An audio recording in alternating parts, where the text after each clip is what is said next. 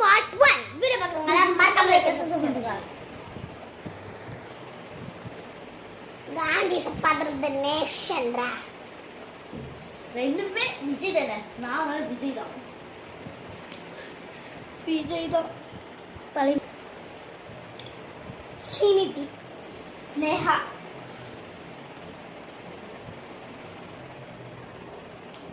SK both.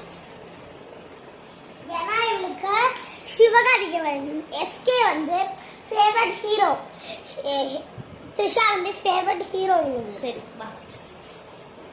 ஸ்பார்க்கா Visu போடு, ஸ்பார்க்கா விசு போடா.